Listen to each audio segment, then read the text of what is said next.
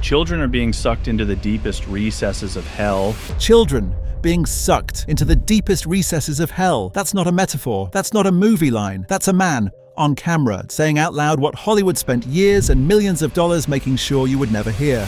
You'd be finished in 3 years. Not asked, told. So what do you do when the most powerful machine in the entertainment industry walks up to you quietly, privately, away from cameras, and tells you to stop talking? What do you do when they don't threaten you publicly? Because public threats leave trails, but instead they make you an offer. There are stories Hollywood doesn't want told, and then there are the people who tell them anyway. Jim Caviezel told them anyway. And now, for the first time, the full shape of what Hollywood put on the table, the money, the silence, the career, the deals, is coming into focus. And the fact that he said no, that might be the most dangerous thing a person in his position has ever done. But here's what nobody is connecting. Let's start with something that sounds almost too Hollywood to be real, except that it is. Jim Caviezel, the man who played Jesus Christ in one of the highest-grossing independent films ever made, a man whose career was already at its peak, made a movie about child trafficking called Sound of Freedom. And before that film ever reached a single screen, before a single audience member sat down in a single theater, the industry had already decided it needed to disappear. Now, when most people think about Hollywood blacklisting someone, they imagine a dramatic confrontation, a phone call, a screaming match, a very public firing. That's not how it works. That's never how it works at this level. At this level, it's an offer. It starts with a conversation. Maybe over dinner, maybe through a mutual contact, maybe through a lawyer or an agent who frames everything as friendly advice. And the offer looks something like this. We can make this go away. We can get you back in the room. Here's a project. Here's a number. Here's what your next 5 years look like if you just stop talking about this particular subject. Caviezel has spoken around this in interviews. He's acknowledged the professional cost. He's acknowledged what was dangled. But what's becoming clearer now from the pattern of events, from the people involved, from the documented behavior of the industry's own spin machine, is that the offer wasn't just about money, it was about survival. You come in, you're fresh from the outside, you're off the boat, from the farm, still got on your shoes, you're in here, people are charmed by that, that you've still got on your shoes. They're charmed by the fresh approach you bring to it. That's Mel Gibson, a man who has personally lived through what happens when Hollywood decides you're a problem. And he's describing something that every outsider eventually learns, that the industry doesn't break you with one big moment. It erodes you. It surrounds you with comfort and flattery and opportunity until the version of yourself that walked in with convictions is slowly, quietly replaced by someone more manageable. And when Jim Caviezel refused to become manageable, Hollywood didn't just close doors. It systematically dismantled his access. And then, when that didn't work, it did something even more calculated. It tried to separate him from his own film. Here's a detail that most people glossed over and shouldn't have. The director of Sound of Freedom, the very film Caviezel starred in, the film about rescuing children from publicly distanced himself from his own lead actor. Not because of anything on set, not because of a creative disagreement, but because Caviezel was talking too openly, too loudly, too specifically about child trafficking networks and the powerful people connected to them. Read that again.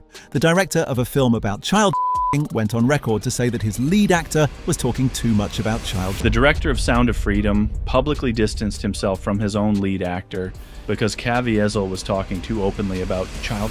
That is a sentence that should break your brain if you think about it long enough, because what it tells you is that even the people making content about this subject were being pressured to contain the conversation around that content. The film was permitted to exist because a film is controlled. A film has a distributor, a film has a marketing budget. A film can be framed, shaped, and positioned. A film can be sold as entertainment. But Jim Caviezel talking on podcasts, in interviews before Congress, at conferences with his own voice and his own words and no studio filter, that couldn't be controlled. And that was the problem. So understand the architecture of what happened here. First, they tried to bury the film entirely. When that failed, because the audience showed up in numbers nobody predicted, they tried to discredit the man. When that started to backfire, they did the most insidious thing of all. They got to the people around him.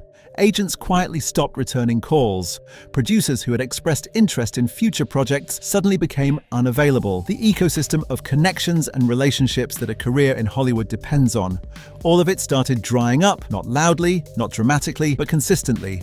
And underneath all of that, almost certainly, running parallel to all of that, the offer. Because here's what Hollywood learned from decades of dealing with inconvenient people.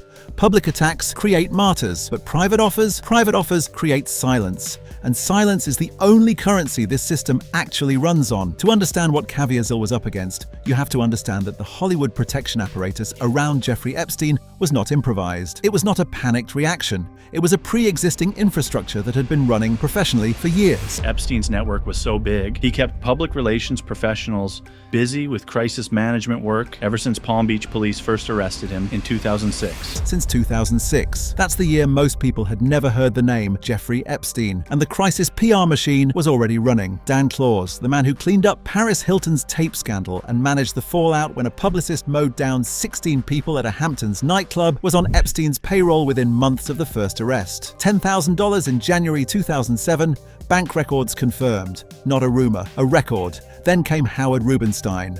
Bigger name, bigger reach.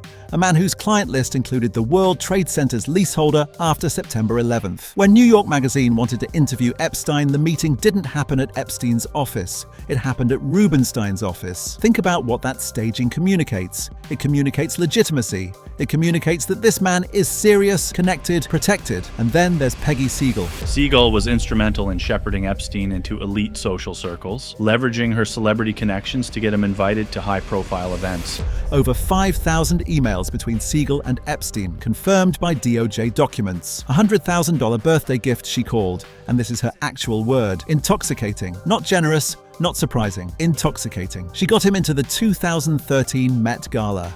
4 years after his Florida conviction, she organized a party specifically designed to introduce Epstein to Prince Andrew while simultaneously promoting Harvey Weinstein's film to the British royal family. One event, 2 predators, 1 publicist, and a royal family in the room. This is not coincidence. This is choreography. And when Epstein, in one of his emails, asked Siegel to find him and these are the actual documented words, a baby mama with specific criteria including youth, intelligence, and no family to ask questions. Siegel didn't say no. She didn't walk away. She didn't call law enforcement. She considered it. She thoughtfully considered the type of woman who would fit this role. She thought about it. She considered it. She did not say no.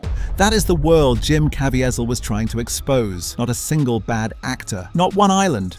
A fully operational, professionally staffed, PR-managed, lawyer-shielded system where the most powerful people in entertainment were not just connected to Jeffrey Epstein. They were actively maintaining the world he built around himself. And when Caviezel started naming that system by its actual name in public, the system responded the way systems always respond when they feel threatened.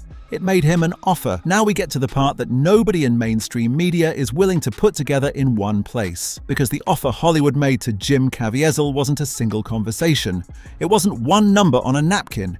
It was a sustained, multi-layered campaign to either reintegrate him into the system on the system's terms, or to make him so professionally and publicly isolated that his voice would stop mattering. Phase 1 was financial. The project stopped coming. The calls stopped being returned. The man who played Jesus Christ in a film that grossed over $600 million globally was being treated like he didn't exist in Hollywood's ecosystem. That's not organic. Careers don't fall off a cliff for no reason when you're Jim Caviezel. That's a coordinated withdrawal of opportunity, and it functions as both punishment and leverage, because the implication is always there. Come back, be quiet, and all of this goes back to normal. The man who played Jesus in one of the highest grossing films in cinema history couldn't get a major studio to touch his next project. Not because it was bad, because it was inconvenient. Phase 2 was reputational. This is where the PR machine that Epstein literally pioneered in his own defense gets turned outward against anyone threatening the network. Suddenly the coverage around Caviezel shifted. The framing became conspiracy theorist, fringe figure, dangerous. Not because his facts changed, not because his evidence weakened, because the most effective way to kill a message without engaging its substance is to destroy the credibility of the messenger. And it almost worked. For a while, Caviezel was being covered in exactly those terms in exactly those outlets. The same outlets, incidentally, that had spent years burying the Epstein story in the first place. Phase 3, and this is the one that tells you everything about how seriously they were taken. overtaking him was isolation. Hollywood has historically threatened and silenced anyone who dared to investigate or expose these dark truths. They went after the people around him, directors, producers. Anyone whose name appeared near his in a professional context started receiving quiet signals that the association was costly. It's the same playbook that kept the Epstein story buried for 2 decades. You don't silence the person. You silence the ecosystem around the person until they're standing alone. But here's where Caviezel is different from every other person this playbook has worked on. He had already counted the cost before Sound of Freedom was released, before the blacklist kicked in, before the offer was ever put on the table. He had already decided that the cost of silence was higher than the cost of speaking. And that decision, made quietly, privately, before any of this became a public story, is what Hollywood did not account for. Because here's where the story stops being just about one man's career and starts being about something much bigger. When the Epstein files dropped December 19th, 2025, then a second wave January 30th, 2026, the world got 3 million pages of documentation, flight logs, emails, FBI files, 95,000 photographs. And the mainstream media did what the mainstream media always does with information that implicates powerful people. They picked 3 names, debated them for a week, and moved on. But Caviezel had been pointing at this for years before the files dropped, before the names were confirmed, before the documents were released. He got blacklisted for it, and now every single name he pointed at is showing up in federal document. Every name he pointed at showing up in federal documents. Bill Gates, multiple documented visits, photos at Epstein properties, his own admission that Epstein held blackmail material on him, his exact words, "It was foolish. A $100 billion man with armies of lawyers made a mistake by repeatedly visiting a convicted offender's properties." Howard Lutnick, currently the United States Secretary of Commerce, publicly called Epstein gross and claimed he cut ties decades ago. His wife, his children, on the yacht, on the island. The official government response to this? Limited interactions. He is in the cabinet right now. Prince Andrew, several hundred emails. A 2011 message written after a damaging photograph became public, where Andrew writes with his own hand, "I'm just as concerned for you. It would seem we are in it together." That's not the language of someone who was accidentally photographed near a bad person at a charity event. That's the language of partnership. Ken's And we'll have to rise above it. We are in it together. And then there's the Ken Sunshine connection. The PR executive whose client list reads like a master list of everyone this story keeps circling back to. Michael Jackson, Harvey Weinstein, Bill Clinton, Diddy. CV is long. He represented Michael Jackson, Diddy, Harvey Weinstein, and Bill Clinton. 1 publicist, 4 names. Every single one of them at the center of a different scandal involving the abuse of power and the protection of predators. That's not a coincidence of clientele. That's a specialty. And Caviezel understood, long before any of this was in a federal document, that the protection layer wasn't incidental to Epstein's operation. The protection layer was the operation, the PR people, the lawyers, the celebrity validators, the publicists introducing him to royalty at carefully staged parties. They weren't cleanup crew, they were load-bearing walls. Remove Epstein. The walls are still standing. And that brings us to the number that should have ended careers in the media, and didn't. 850,000. 850,000. That's how many children he says are missing. 850,000 children. Not historical, not past tense, right now. Jim Caviezel testified before Congress. He put that number on the record. He asked elected officials, on camera, in a federal hearing room, whether the 3-letter agencies, the FBI, the CIA, the agencies whose entire purpose is to know things like this, whether they knew. The response from those agencies was, predictably, almost nothing.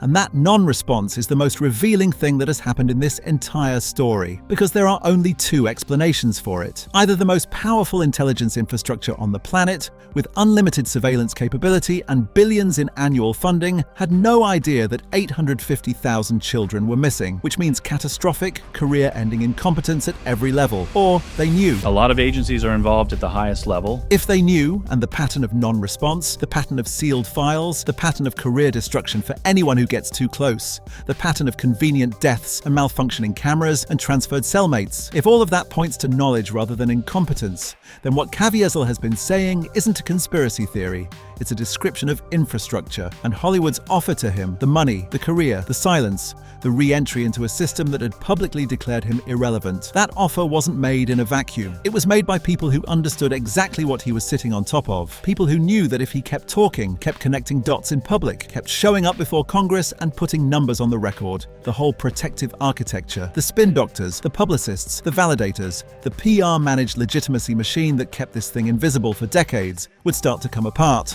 So they offered him everything, and he said no. Here is where we land. The Epstein files gave us 3 million pages, 95,000 photos, and a window into one node of a network that was already old when Epstein became famous. The files are backward-looking. They document what happened on one island. They cannot document what is happening right now on the other islands, the ones without famous names on the manifest, owned by people careful enough never to appear in Epstein's contact list. But Jim Caviezel isn't backward-looking. He has been pointing forward from the beginning toward the 300,000 children pulled into trafficking operations inside the United States every single year, toward the 85,000 children who crossed a border and vanished from every official record, toward a demand that did not die when Epstein stopped breathing, because the demand was never about one man. It was about a market, and markets don't close when one supplier is gone. You know, when we were down in Cartagena, the guys would come up, traffickers, and they would, right in front of us, ask us if we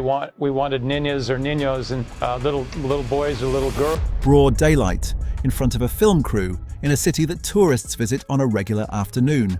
That's not a dark corner of the world, that's an open market. And open markets exist because there is demand.